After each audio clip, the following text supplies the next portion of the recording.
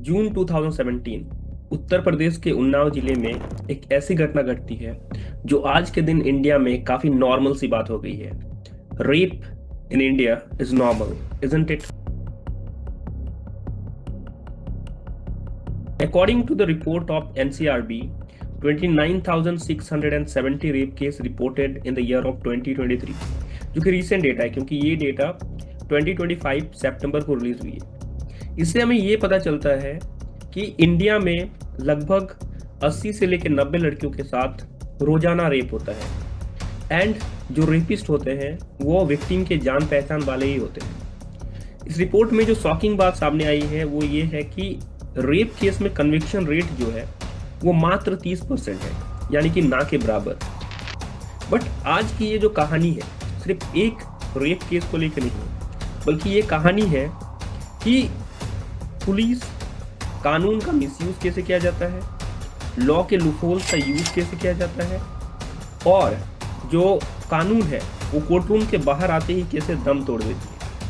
ये कहानी आपको सोचने पर मजबूर कर देगी, क्या कानून अंधी होती है या बस कुछ लोगों के लिए अपनी आंखों में पट्टी बांध लेती है।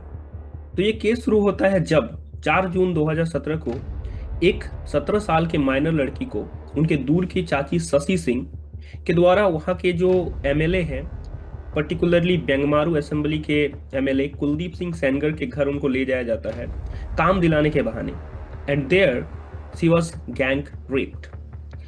अगेन कुछ दिन बाद क्या होता है कि जो शशि सिंह का जो बेटा है शुभम सिंह, उसके द्वारा इस लड़की को फिर से उठाया जाता है और ये शशि सिंह के बेटे शुभम सिंह, उनके ड्राइवर और कुछ लोग द्वारा इस लड़की के साथ फिर से क्या होता है, एक बार फिर से गैंग रेप होता है। पर बात यहीं पर खत्म नहीं हो जाती है, अभी तो असली कहानी शुरू होने वाली है।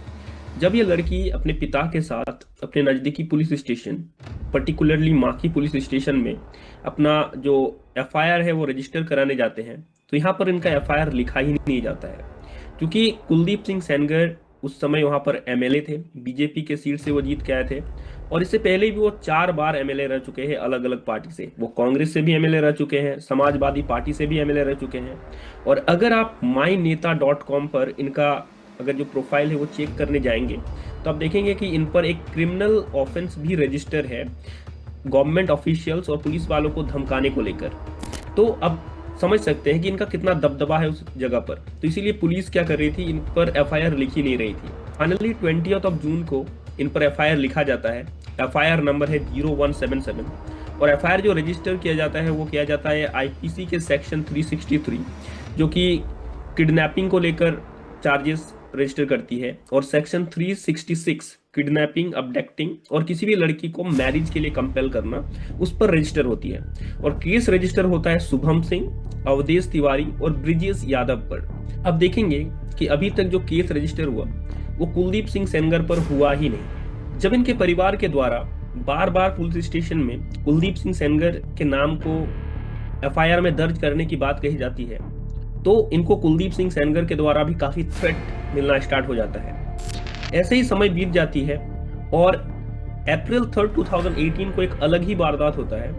यहाँ पर जो विक्टिम के पिता थे उनको आर्म एक्ट पर फॉल्स तरीके से पुलिस के द्वारा अरेस्ट कर लिया जाता है, और अरेस्ट करने के बाद इनको पुलिस स्टेशन पे इतना मारा जाता है कि इनका क्या हो जाता है, वहां पर डेथ हो जाता है कस्टडी में ही।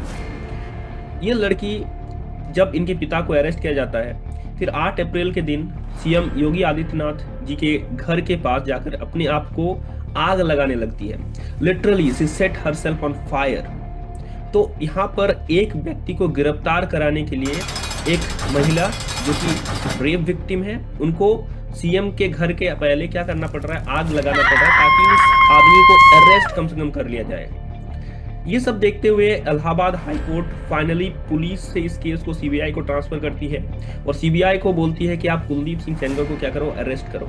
फाइनली 13 जो अप्रैल है 2018 को कुलदीप सिंह सेनगर को अरेस्ट किया जाता है, देन सिटिंग एमएलए।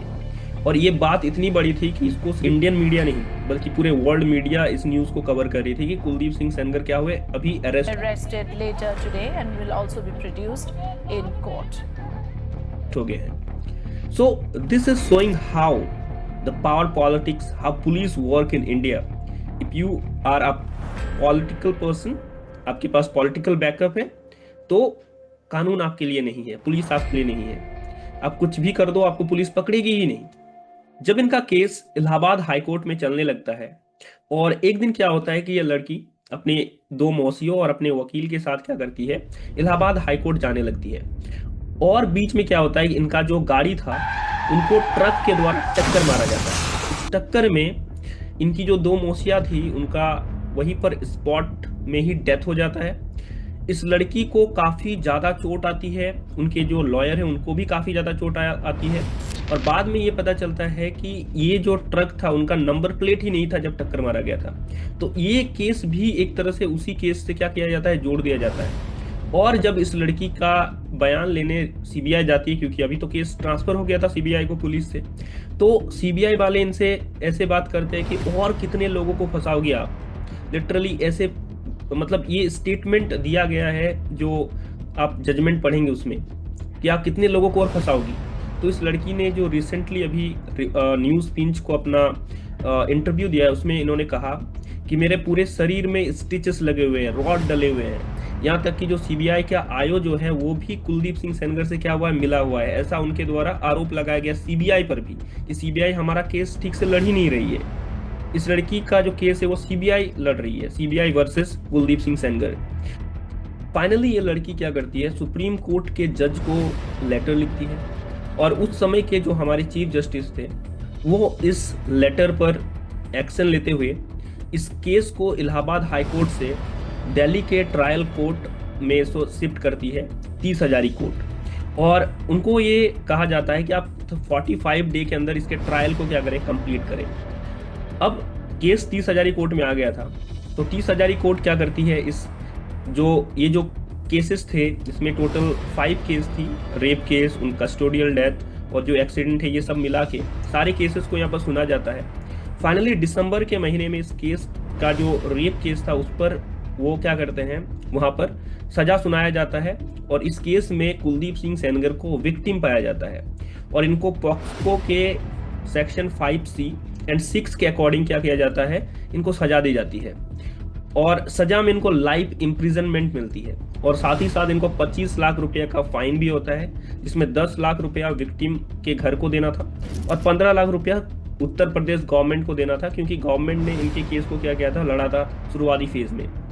जब इसमें सजा हुआ लाइफ इम्प्रिजनमेंट का, तो इसमें जो विक्टिम थी, उन्होंने कहा कि आप इनको लाइफ इम्प्रिजनमेंट की सजा मत दीजिए, आप इन्हें कैपिटल पनिशमेंट दीजिए, क्योंकि इनका इतना ज्यादा खौफ है कि ये आगे कुछ भी कर सकते हैं।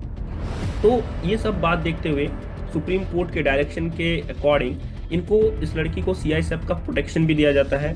और उत्तर प्रदेश में ना रखे, ये लड़की अब कहाँ रहती है, दिल्ली में रहती है, तो दिल्ली में इनको CISF का प्रोटेक्शन मिलता है।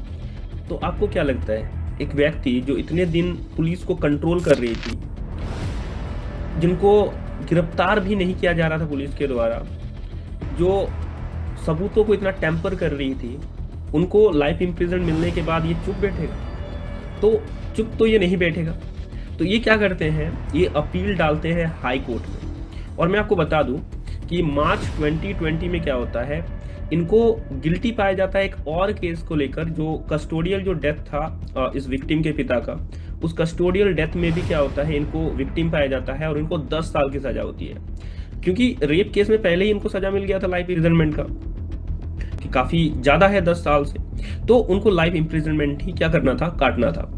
तो अब आगे क्या होता है, ये अपील डालता है हाई कोर्ट में, और हाई कोर्ट में काफी सारे दिनों तक ये केस चलता है। और फाइनली 23 दिसंबर 2025 को क्या होता है, इसका जजमेंट आता है।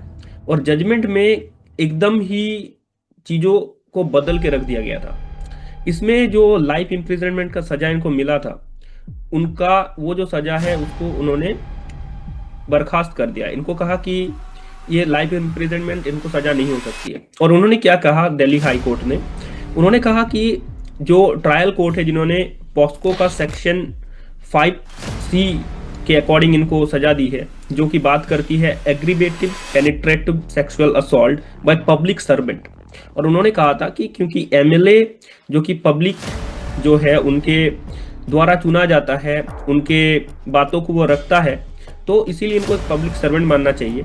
बट यहाँ पर दिल्ली हाईकोर्ट कहती है कि एमएलए जो है वो तो चुना जाता है लोगों के द्वारा, ये कोई भी ऐसी पद नहीं है जो सरकार के द्वारा नियुक्त किया गया ये होते हैं, तो इसीलिए इनको हम पब्लिक सर्वेंट नहीं मान सकते। और पब्लिक सर्वेंट नहीं है तो इनको सेक्शन 5C के अकॉर्डिंग सजा नहीं होनी होती है, इनको सजा होगा पॉक्सो के सेक्शन 4 के अकॉर्डिंग। तो प्रूफ तो होता है कि इन्होंने सेक्सुअल असॉल्ट किया है, बट इनको पब्लिक सर्वेंट नहीं मानेंगे, इसीलिए इनको अब सजा लाइफ इम्प्रिजनमेंट ना होके 7 साल की सजा होनी है। और जब इनको सजा मिला था उस समय से लेके आज तक, क्योंकि ये 7 साल की सजा काट चुके हैं, तब इनको जेल में नहीं रखा जा सकता। बट आपको पता है कि इनको उनके कस्टोडियल डेथ के कारण 10 साल की सजा मिली थी, तो इसीलिए ये 2025 में क्या होते हैं, वापस जेल से बाहर तो नहीं आ पाते हैं, क्योंकि 10 साल की सजा तो इनको काटनी ही थी अभी, और इस तरह से उनको बाइज्जत बरी कर दी जाती है। तो आप देख रहे हैं किस तरह से एक व्यक्ति जिनको एक कोर्ट पूरी तरह से कन्विक्टेड पाते हुए उनको सजा सुना देती है लाइफ इम्प्रिजनमेंट का, और फिर क्या होता है, उनको दूसरी कोर्ट के द्वारा छोड़ दिया जाता है, सिर्फ एक डेफिनेशन को लेकर, एक लूप होल्स को यूज करके। बट यहाँ पर सब चीज खत्म नहीं हो जाता है। इसके बाद ये लड़की काफी प्रोटेस्ट करने लगती है, इनको लेकर काफी प्रोटेस्ट होने लगता है, और दिल्ली में इनको प्रोटेस्ट भी नहीं करने दिया जा रहा था।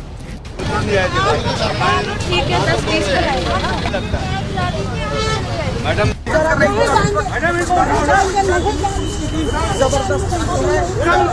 आर्टिकल 14 ऑफ इंडियन कॉन्स्टिट्यूशन जो कहता है right to equality and equal protection of law, article 21 right to life, और सबको इज्जत से जीने का अधिकार है। क्या सच में ये सब जो आर्टिकल्स है हमारे कॉन्स्टिट्यूशन में, हमारा जो फंडामेंटल राइट्स है, सिर्फ बुक में ही है, सिर्फ हमें कॉम्पिटिटिव एग्जाम में लिखने का ही काम आता है और पढ़ने का ही? क्या इनका रियल लाइफ में कोई औचित्य है या नहीं है?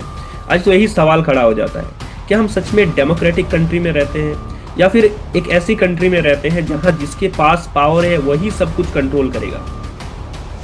आपको क्या लगता है इसके बारे में? अब जरूर इसको कमेंट में बताएं। एक और चीज, सुप्रीम कोर्ट में अब इस केस को आगे सुना जाएगा, तो सुप्रीम कोर्ट में जब सुना जाएगा तो इनको लाइफ इम्प्रिजनमेंट ना मिलकर, जो कि एक इस तरह से व्यक्ति जो कि पूरे सिस्टम को अपने कंट्रोल में कर रहा है, उसको तो डेथ पेनल्टी ही मिलना चाहिए। आपका इसके बारे में क्या थॉट्स है, आप कमेंट सेक्शन में लिख सकते हैं। Thank you for watching.